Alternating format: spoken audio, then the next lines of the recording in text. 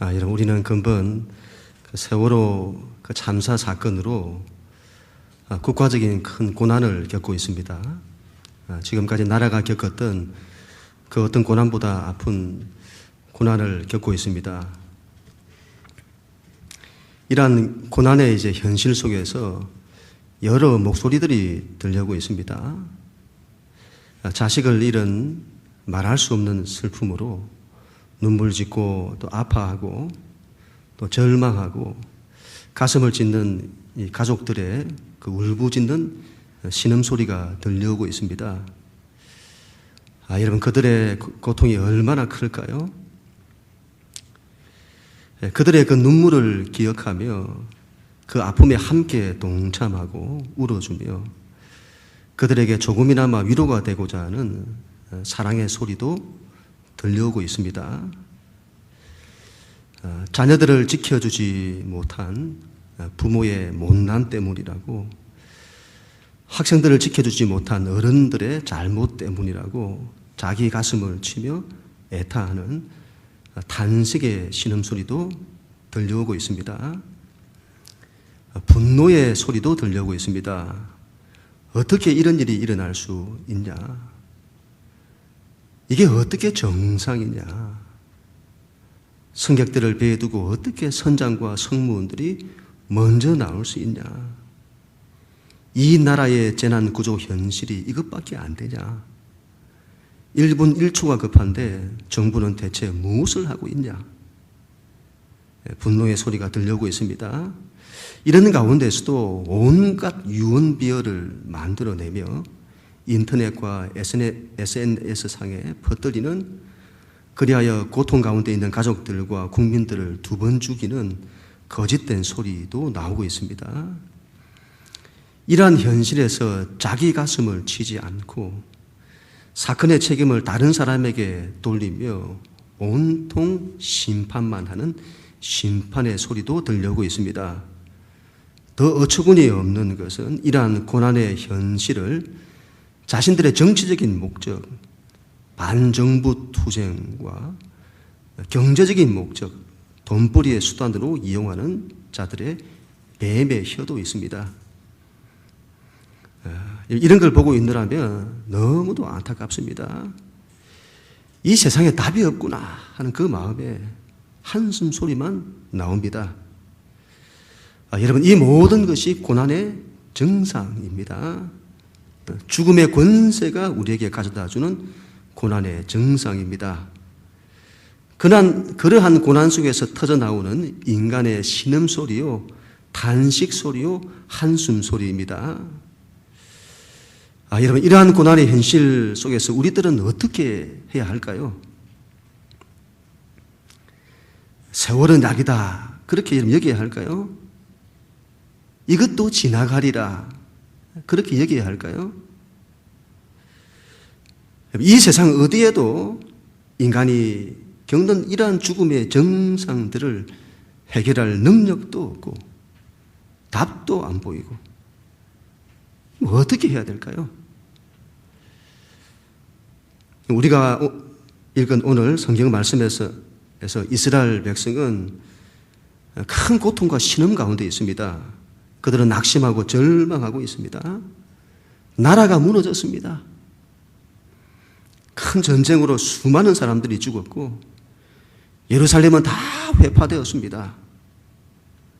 많은 사람들이 이방 나라의 포로로 잡혀가 노역에 시달리고 있습니다. 바로 이스라엘 민족이 바벨론이라고 하는 나라에 멸망하여 그 나라의 포로로 잡혀가 겪게 되어지는 바벨론 포로기입니다. 이런 바벨론 포로기는 이스라엘이 그들 민족 역사에서 겪게 되는 가장 큰 고통의 시기입니다. 아마 어쩌면 이스라엘 민족이 모세 때에 이집트에서 종살이 하는 것보다 더 큰 고통이었을 것입니다. 그때는 나라가 없었습니다. 노예처럼 시달리고 착취당하는 아픔은 어느 때보다 컸을 것입니다. 그러나 바벨론 포로기는 그때와 다릅니다. 영혼의 절망이라고 해야 할까요? 나라를 잃었습니다. 수많은 백성들이 죽었습니다. 수많은 백성들이 포로로 잡혀갔습니다. 나라를 잃은 자의 슬픔, 예루살렘은 무너지고 하나님의 성전도 다 회파되었습니다. 이스라엘 백성이 심적으로 겪는 고통과 절망은 말할 수가 없는 겁니다. 어떻게 이런 일이 일어날 수 있습니까? 바벨론 포로기는 이스라엘이 민족적으로 겪는 큰 고난의 시기였습니다.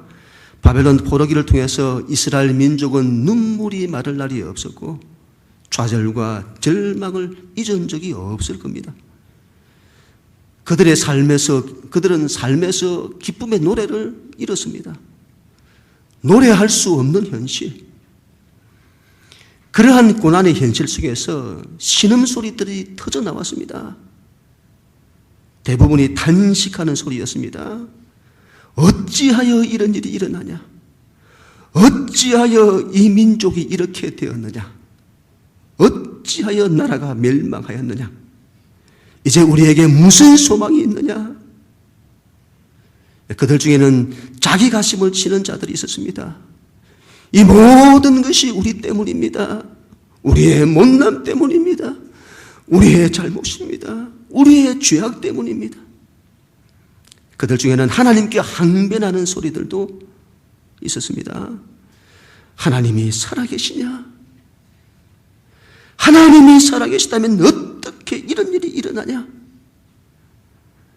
언제나 이러한 고난의 때에는 하나님의 존재가 의심받습니다. 하나님이 살아계시다면 어떻게 이럴 수가 있느냐? 그들 중에는 하나님께 부르짖는 자들도 있었습니다. 하나님, 어느 때까지입니까? 어느 때야 이 민족을 회복시켜 주실 것입니까? 여러분, 그들의 절망과 단식은 에스겔 선지자가 보았던 마른 뼈의 환상에서도 잘 나타납니다. 골짜기에 뼈들이 가득한 겁니다. 그것도 죽은 지가 오래된 뼈들이었습니다. 그리고 이런 말씀이 들리는 겁니다. 인자야, 이들이 능히 살겠느냐? 에스겔이 볼 때는 도저히 살 수 없는 현실. 다 죽은 겁니다. 어떻게 살 수 있습니까? 마른 뼈의 환상은 이스라엘의 당시 현실을 보여줍니다. 이스라엘이 바벨론 포로기를 통해서 모든 것이 죽었다는 겁니다. 이스라엘 민족에게는 희망이 없는 겁니다. 오로지 신음소리와 단식 소리만이 들려오고 있습니다. 그런데 바로 그때 하나님의 말씀이 절망 가운데 있는 이스라엘 민족에게 임하는 것입니다. 오늘 1절 2절 말씀에 너희 하나님이 이르시되 너희는 위로하라. 내 백성을 위로하라. 너희는 예루살렘의 마음에 닿도록 말하며 그것에게 외치라. 그 노역의 때가 끝났고 그 죄악의 사함을 받았느니라. 너희는 위로하라. 내 백성을 위로하라. 고통과 좌절과 눈물의 세월을 보내고 있는 내 백성을 위로하라. 이스라엘 백성에게 하나님의 위로가 임하고 있습니다. 너희는 내 백성을 위로하라. 바벨론 포로기를 통해 고통을 당하는 그들, 이 세상 무엇으로도, 이 세상 어떤 말로도 위로가 되지 못하는 그들에게 하나님의 위로가 임하고 있는 것입니다. 그들의 눈물과 아픔과 탄식을 누구보다 잘 아시는 하나님, 그 하나님은 당신의 백성을 결단코 포기하지 않으셨던 것입니다. 우리는 바벨론 포로기와 같은 이 고난의 현실 가운데서 하나님께서 우리를 위로하신다는 것을 기억해야 합니다. 우리를 향해 손을 내밀어 주시는 하나님이십니다. 하나님이 그러하시다면 우리도 그래야 합니다. 고난의 현실 가운데 있는 사람에게는 함께 울어주고 함께 아픔을 나누는 위로가 필요합니다. 믿는 자들은 그 하나님의 마음을 품어야 합니다. 지금의 국가적 고난의 현실 속에서도 위로가 필요합니다. 그런데 심판하는 자들이 있습니다. 이런 상황에서도 심판의 위치에 서서 자꾸 판단하고 정죄합니다. 이번 세월호 사건은 우리 모두의 공동의 책임입니다. 그런데 자기는 거기서 빠지고 자꾸 다른 사람들에게만 책임을 물어 심판을 합니다. 그래서는 안 될 것입니다. 그래서 나라가 온통 자기 목소리만 내고 혼돈과 어둠인 겁니다. 믿는 자는 심판의 위치에 서서는 안 됩니다. 책임을 느끼는 위치에 있어야 하고 위로하는 위치에 있어야 합니다. 이런 말을 할지 모르겠습니다. 하나님이 위로의 하나님이시라면, 그렇게 우리를 위하시는 하나님이시라면 어떻게 그런 일이 일어나냐. 그런 단식은 이해할 만합니다. 그런데 그러한 일을 가지고 하나님을 반대한다든지 하나님의 존재를 거부하는 쪽으로 가서는 안 됩니다. 바벨론 포로기는 이스라엘 백성들이 자초한 일입니다. 그들에 의해서 결과된 것입니다. 인간의 책임입니다. 인간이 세상을 그렇게 만든 것입니다. 보십시오, 여러분. 인간이 만든 세상을 온통 신음하고 있습니다. 이스라엘이 겪는 바벨론 포로기는 지금의 세상의 모습을 보여줍니다. 하나님을 떠난 인간이 만들어내는 세상의 모습입니다. 인간이 만들어낸 그 세상에서, 인간이 자기가 만든 그 세상에서 인간은 신음하고 아파합니다. 아담이 하나님을 떠나서 세상으로 갔습니다. 이후에 인간은 모두 아담의 길을 갑니다. 하나님 없이 세상을 살고자 합니다. 그래서 만들어내는 것이 지금의 세상입니다. 하나님 없는 인간, 하나님 없는 가정, 하나님 없는 세상.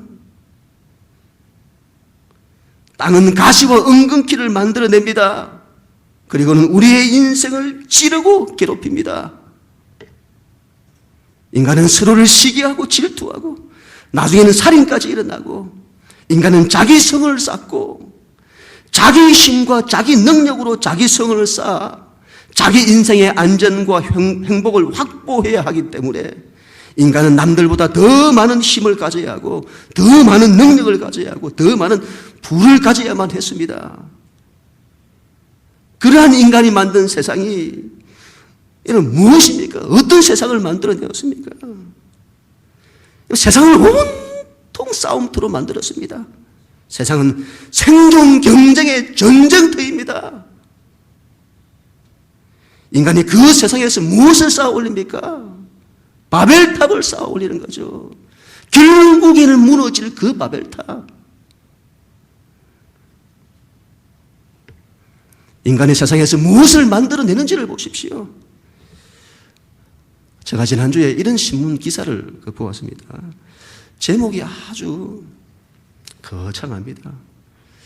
굳이 이렇게 쓸 필요가 있었을까 싶을 정도입니다. 신의 영역에 도전하는 생물학. 세포 공장 만들어 레고처럼 DNA 조립하여 생명을 창조하다. 최근 미국 뉴욕에서 이스트 효모라고 하죠. 이스트의 3번 염색체를 합성하는데 성공을 했다고 합니다. 그리고 세계적인 학술지인 사이언스에 발표를 했다고 합니다. BBC 등 외국 언론들은 기념비적인 성과라고 극찬을 했다고 합니다. 합성된 염색체를 효모에 넣었는데 그것이 분열하여 자기 복제를 하더라는 것입니다.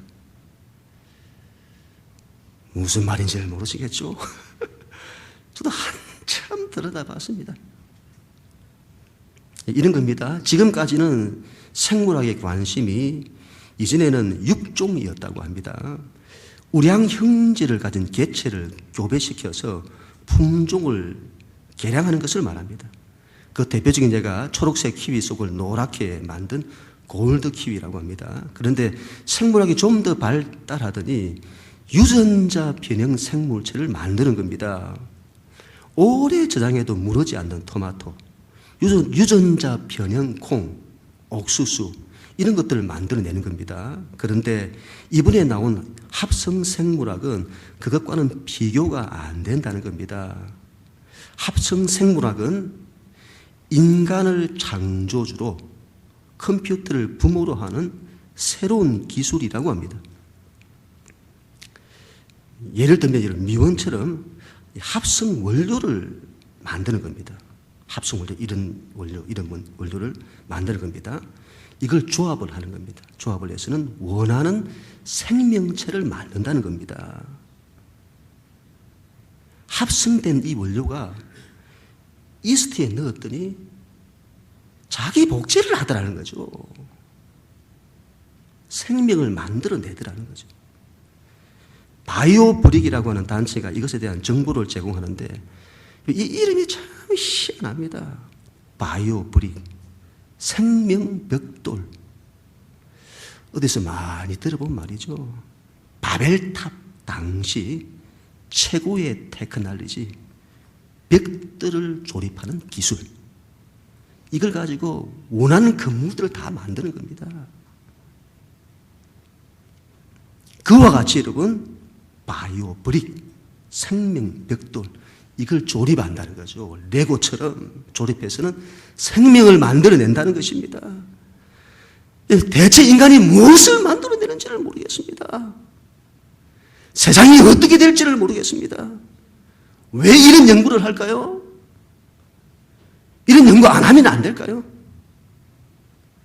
여러 가지 그럴듯한 이유를 말합니다만은 가장 큰 이유는 경제적 가치. 결국 돈을 벌기 위해서 인간이 세상을 그렇게 만들고 있는 겁니다. 앞으로 세상은 이렇게 해서 무너질 것입니다. 인간이 그러한 세상을 만듭니다. 그리고 인간은 자신들이 만들어낸 그 세상에서 신음하고 아파하고 좌절하고 절망합니다. 그러면서도 그 세상에 순종하며 살아갈 수밖에 없는 인간의 운명. 인간은 그런 세상에서 소외당하고 있고 고난당하고 있고 인간됨을 잃어버려 도구로 전락하고 있습니다. 지금의 세상은 이스라엘이 겪었던 바벨론 포로기와 똑같습니다. 온통 죽음의 권세가 힘을 행사하고 온통 죽음의 정상들로 세상은 가득 차 있고 그 속에서 인간은 신음 소리를 내는 겁니다. 하나님이 세상을 이처럼 사랑하사 하나님께서 그런 우리를 사랑하셨다는 것입니다. 소외된 인간, 고난당하는 인간, 희망 없는 이 인간을 하나님이 사랑하신 것입니다. 너희 노예의 때가 끝났고 너희 죄악이 사함을 받았느니라. 하나님께서 그들을 살리시겠다고 하십니다. 너희 노예의 때가 끝났다. 너희의 바벨론 포로기가 끝났다. 세상의 포로가 되어 이 세상에서 노예처럼 순종하며 사는 평생을 살아도 수고와 슬픔밖에 남지 않는 너희의 이 세상에서의 노예의 때가 끝났다. 인간이 하나님을 떠나 만들어낸 죄의 절망으로 이 세상이 신음하는데 그 때가 끝났다. 그 때가 언제죠, 여러분? 바로 우리 예수님이 오시는 때 메시아가 와서 그 일을 이루실 것이라고 합니다. 그 메시아의 오심이 구약에 미리 예언되었습니다. 3절부터 5절까지 말씀. 외치는 자의 소리여 이르되 너희는 광야에서 여호와의 길을 예비하라. 사방에서 우리 하나님의 때로를 평탄하게 하라. 골짜기마다 도두어지며 산마다 언덕마다 낮아지며 고르지 아니한 곳이 평탄하게 되며 험한 곳이 평지가 될 것이요 여호와의 영광이 나타나고 모든 육체가 그것을 함께 보리라. 이는 여호와의 입이 말씀하셨느니라. 외치는 자의 소리여 너희는 외치라. 너희는 광야에서 여호와의 길을 예비하라. 사막에서 우리 하나님의 때로를 평탄하게 하라. 무슨 말씀입니까? 너희는 여호와의 길을 예비하라. 하나님이 오신다. 하나님이 오실 것이다. 하나님이 오셔서 너희의 모든 절망을 해결하시리라. 바벨론 포로기에서 신음하는 이스라엘, 어디에서도 희망이 없는 그들, 마치 마른 뼈 환상과도 같이 모든 것이 죽은 현실, 인간의 어떤 힘과 능력으로도 바벨론 포로기에서 벗어날 수 없는 현실, 그러한 현실 속에서 낙심하고 좌절하고 절망하고, 그런데 하나님께서 말씀하시는 겁니다. 이것은 너희 힘과 너희 능력으로 해결될 수 없다. 인간의 힘과 인간의 능력에 있지 않다. 그 어떤 종교와 철학과 학문과 과학으로, 문화와 기술 문명으로, 어떤 이데올로기로도, 어떤 정치적이고 경제적인 힘으로도, 그 어떤 인간의 도덕성으로도, 그 어떤 인간의 깨달음으로도, 인간의 선행으로도 해결할 수 없다.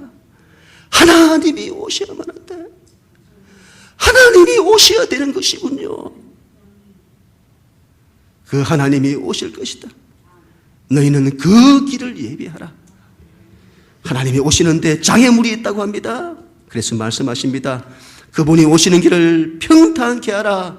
골짜기마다 도두어지며 산마다 언덕마다 낮아지며 고르지 아니한 곳이 평탄하게 되며 험한 곳이 평지가 되어 하나님이 오시는 길을 예비하라. 하나님이 오실 것인데 그 장애물을 제거하라. 너희 안에 모든 높아진 마음을 낮추라. 산처럼 높아지고 언덕처럼 높아진 마음을 낮추라. 인간의 탐욕과 교만을 버리라. 자기의 죄인됨을 보지 못하고 자신을 의롭다고 하는 그 마음을 버리라. 자신이 옳다는 것으로 다른 사람을 심판하는 마음을 버리라. 골짜기마다 높은 곳에 마음을 두지 말라. 심령이 가난한 자가 되라. 낮은 곳에 마음을 두라. 골짜기마다 메워져서 도두어져라. 우리 안에 깊이 패인 상처와 아픔과 불신과 미움과 분노와 용서할 수 없는 마음을 내려놓으라. 가난한 마음을 가지라. 여러분, 이러한 하나님의 말씀은 바벨론 포로기의 이스라엘 민족에게는 희망의 말씀인 겁니다. 이것이 나중에 회개운동으로 일어납니다. 우리가 하나님께로 돌아가자. 가난한 그 마음으로 돌아가자. 그리고 하나님의 이 말씀은 메시아에 대한 대망으로 나타납니다. 메시아가 올 것이다. 그가 와서 모든 것을 회복할 것이다. 그 메시아는 고난당하는 종으로 올 것이다. 그가 우리의 인생의 모든 질고를 짊어질 것이다. 우리의 죄를 짊어질 것이다. 그가 우리를 위해서 상하고 찔릴 것이다. 바로 예수 그리스도의 십자가. 하나님께서 그 예수 그리스도의 십자가를 통해서 우리에게로 오시는 것입니다. 예수님께서 십자가를 통해 우리 안에 잃어버린 하나님을 다시 오게 하시는 것입니다. 하나님을 다시 찾게 하는 것입니다. 그 하나님이 오셔서 모든 것을 회복하실 것입니다. 죽음의 권세를 깨뜨리는 유일한 힘, 예수 그리스도의 십자가. 그 십자가를 통해 하나님이 오셔야만 합니다. 그 외에 인생의 문제를 해결할 수 있는 길은 없습니다. 그 하나님이 오시게 해야 합니다. 그 하나님 우리의 존재 안에 오시게 해야 합니다. 그 하나님 우리의 삶의 자리에 오시게 해야 합니다. 우리의 가정에 오시게 해야 합니다. 이 세상에 오시게 해야 합니다. 그 하나님을 역사 속에 미래에 땅끝까지 오시게 해야 합니다. 인생의 희망은 여기에 있습니다. 이것을 가능케 하는 것이 바로 예수 그리스도의 십자가의 복음입니다. 그런데 우리는 이 예수님의 십자가의 능력을 잘 알지 못합니다. 하나님을 우리에게 오게 하는 이 위대한 사건을 우리는 너무도 가볍게 취급합니다.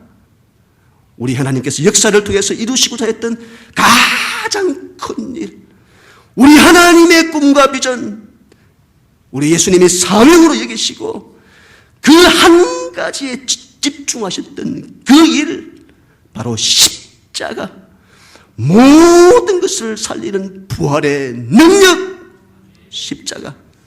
그런데 우리는 그 십자가를 너무도 가볍게 취급합니다. 십자가의 도가 세상 사람들에게는 약하게 보이고 어리석게 보이나 믿는 우리에게는 우리를 구원하는 하나님의 능력이라고 말씀하셨는데, 우리는 그 십자가의 도를 길바닥에 내팽개치고 있습니다. 우리 안에 그 십자가의 능력이 없으니 우리는 예수 그리스도를 믿어도 세상 하나 이기지 못하고 있는 것입니다. 그리고 우리가 믿는 기독교 신앙을 약하게 바라봅니다. 그래서 기독교가 액세서리처럼 취급되고 있습니다. 문화처럼 소비되고 있습니다. 썼다가 버리는 것처럼. 인간의 야망을 위한 도구로 전락하고 있습니다. 십자가의 복음이. 마리아와 마르다와 나사로의 가정이 있었습니다. 예수님을 잘 믿는 가정이었습니다. 그런데 오라비 나사로가 죽은 겁니다. 자매들이 말을 하죠. 예수님께서 좀 더 일찍 오셨더라면 오라비가 죽지 않았을 것입니다. 슬퍼하는 겁니다. 그때 예수님께서 말씀하십니다. 내 오라비가 다시 살 것이다. 그때 마르다가 말하죠. 예수님, 마지막 날 부활에는 다시 살 줄을 압니다. 우리 신앙 고백과 비슷하죠. 우리도 그렇게 말하죠. 마지막 날에는 다시 살 것이다. 그런데 뭐가 문제죠? 현실, 고통의 현실, 죽음의 현실, 인간이 이 현실을 이기지 못하는 겁니다. 마리아도 마찬가지였습니다. 그래서 나중에 예수님이 통분하시면서 우시는 겁니다. 왜 통분하시면서 우시죠? 인간이 이 현실의 고통에 매여 헤어나지도 못하고 그 인생을 통해서 인간이 눈물 짓고 좌절하고 절망하기 때문입니다. 예수님을 믿어도 이게서 헤어나오지를 못하는 겁니다. 그렇다면 우리가 왜 예수님을 믿죠? 왜 예수님을 믿어야 하죠? 그때 예수님 말씀하시죠? 요한복음 11장 25절 26절 예수께서 이르시되 나는 부활이요 생명이니 나를 믿는 자는 죽어도 살겠고 무릇 살아서 나를 믿는 자는 영원히 죽지 아니하리니 이것을 네가 믿느냐? 이 말씀은 대단히 중요한 말씀입니다. 나는 부활이요 생명이니 나를 믿는 자는 인간의 가장 큰 절망인 죽음의 권세를 이긴다. 예수 그리스도의 십자가가 죽음으로부터 우리를 살린다. 십자가는 부활의 능력이다. 모든 죽었던 것을 살린다. 육신이 죽어도 산다. 무릇 살아서 나를 믿는 자는 영원히 죽지 않는다. 이것을 너가 믿느냐? 무릇 살아서 나를 믿는 자는 부활의 능력을 가진 자다. 죽음의 권세가 너희를 이기지 못한다. 세상의 그 어떤 위협도, 세상에서 일어나는 그 어떤 바람과 파도도, 경제적인 문제도, 미래에 대한 불확실함도, 인간의 약함도, 질병도, 사고도 너희를 이기지 못한다. 세상이 우리에게 주는 가장 큰 위협, 인간의 가장 큰 절망인 죽음의 권세도 너희를 이기지 못한다. 현실의 문제로 죽을 것 같으냐? 죽음의 문제, 육신의 죽음으로 모든 것이 끝난 것 같으냐? 이 세상의 어느 것도 너희를 죽이지 못한다. 어떤 정사나 권세나 세상 주관자나 현재 일어나는 그 어떤 일이나 앞으로 장래에 일어날 그 어떤 일도 높음이나 깊음이나 다른 어떤 세상의 피조물이라도 너희를 우리 주 예수 그리스도 안에 있는 하나님의 사랑에서 너희를 끌을 수 없다. 육신의 죽음도 너희를 죽이지 못한다. 너희는 죽는 것이 아니다. 내가 너희를 붙들고 있다. 이것을 너가 믿느냐? 너희는 부활할 것이다. 그 권세를 누리라. 그래서 너희는 이 세상에서 고난을 겪어도 아픔을 겪어도 가장 큰 고통인 육신의 죽음이 찾아와도 절망하지 말라. 하나님이 너희를 살리실 것이다. 믿는 너희는 세상을 이긴다. 우리 주님 다시 오실 것입니다. 십자가를 통해 세상을 구원하시려고 이 땅에 오신 주님, 그리고 그 구원의 길을 열어놓으신 주님, 그 주님 다시 오실 것입니다. 그리고 역사를 완성하실 것입니다. 그 옛날 이스라엘 백성들이 메시아가 오셔서 인간의 모든 절망을 해결해 주시기를 간절히 고대했던 것처럼, 그리고 마침내 예수님 오셔서 그 일을 이루신 것처럼 이제는 다시 오실 주님을 우리가 기대해야 할 것입니다.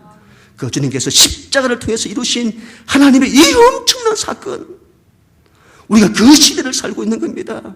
하나님의 그 크신 사랑과 은혜, 이것을 우리는 전파하여 세상을 살리면서 역사를 완성하실 그 주님 오실 때까지, 그 오실 때를 대망하며 우리의 이 일들을 감당해야 될 것입니다.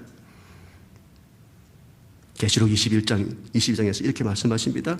그날의 모든 눈물을 그 눈에서 닦아주시니 다시는 사망이 없고 애통하는 것이나 곡하는 것이나 아픈 것이 다시 있지 아니하리니 처음 것들이 다 지나갔음이라. 보좌에 앉으신 이가 이르시되 보라 내가 만물을 새롭게 하노라. 이것들을 정언하신 이가 이르시되 내가 진실로 속히 오리라 하시거늘 아멘. 주 예수여 오시옵소서.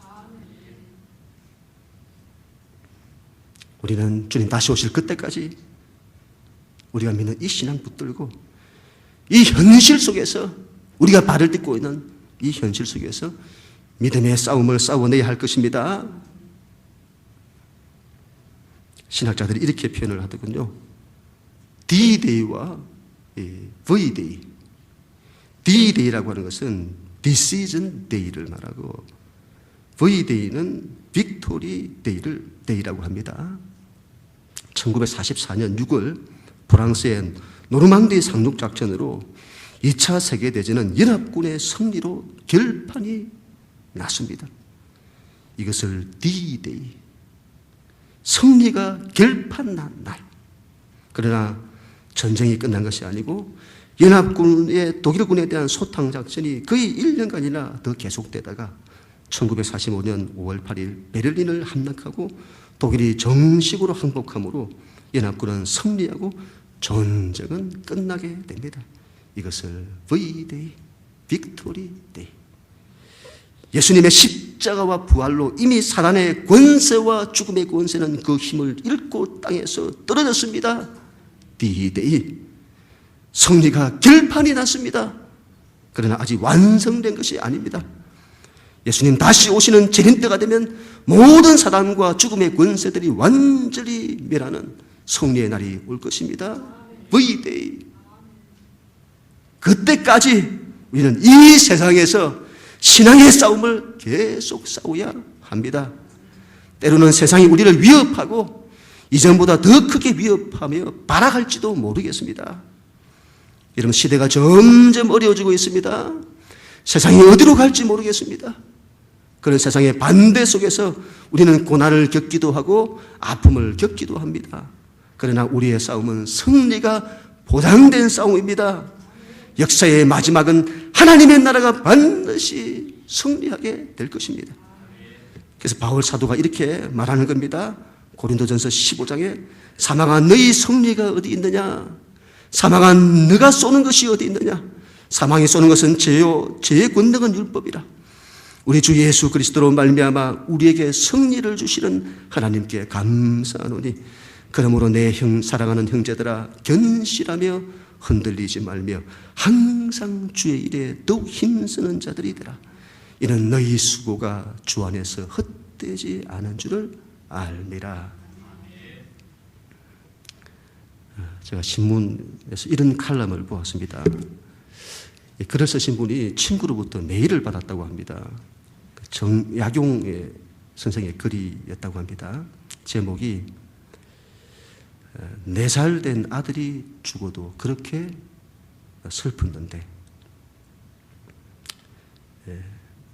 그 아들의 한 아들의 이름이 노아였던 것으로 보입니다. 우리 노아가 죽었다고 하니 비참하구나, 가련한 아이.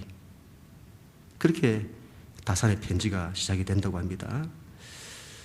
살아있는 두 아들에게 보낸 편지에서 다산은 너희 아래로 무려 사내 4명과 계집아이 하나를 잃었다.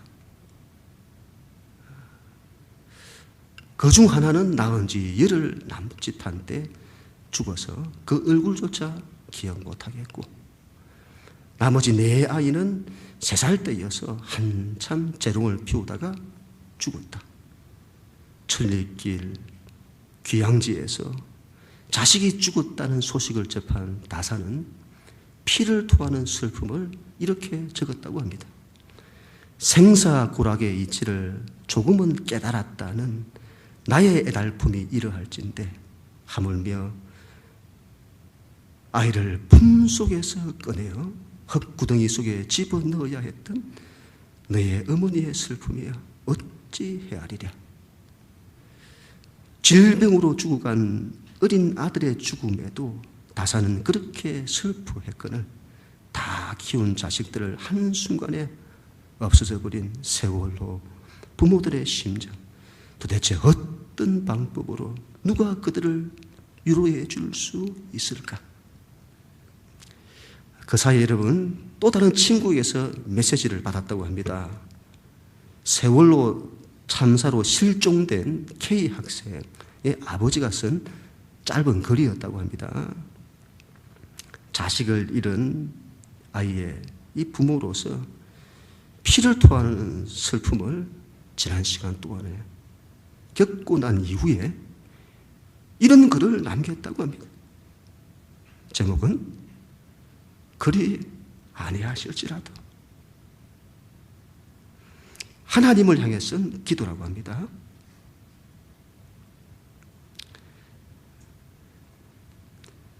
자식이 바다에 빠져 있는 그런 상황에서 요나가 물고기 뱃속에서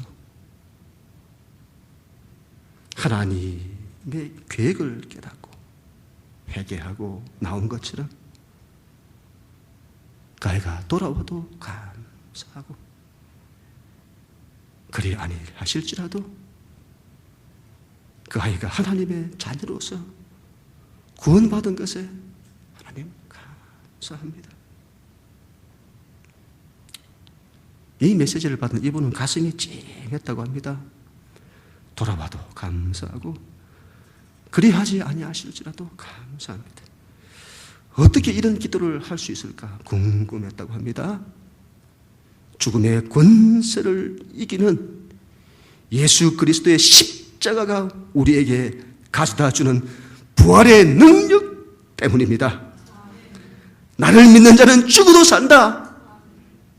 그리고 살아서 나를 믿는 자는 영원히 죽지 않는다. 이것을 내가 믿느냐? 네, 믿습니다, 주님. 그 아이는 죽지 않았습니다. 그 아이는 죽지 않았습니다. 육신의 죽음도 그 아이를 죽이지 못합니다. 하나님께서 그를 다시 살리실 것입니다. 주님 다시 오실 것입니다. 그때가 되면 사랑하는 그 아이를 다시 만나게 될 것입니다. 역사의 마지막, 주님 다시 오실 때는 다시는 눈물이 없고 아픔이나 애통하는 것이 없는 그 나라에서 그 아이를 만나게 될 것입니다. 우리 믿는 자들은 이분과도 같은 이런 소망으로 살아야 될 것입니다. 이 믿음으로, 이 소망으로 지금의 현실을 다 이겨내야 할 것입니다. 그리고 죽음의 권세를 이기는 유일한 그 힘, 예수 그리스도의 십자가의 그 복음, 이것을 세상에 전하는 일에 자신을 드려야 할 것입니다. 세상의 유일한 희망입니다. 그럼 우리 모두가 다 될 수 있기를 주님의 이름으로 간절히 축원합니다.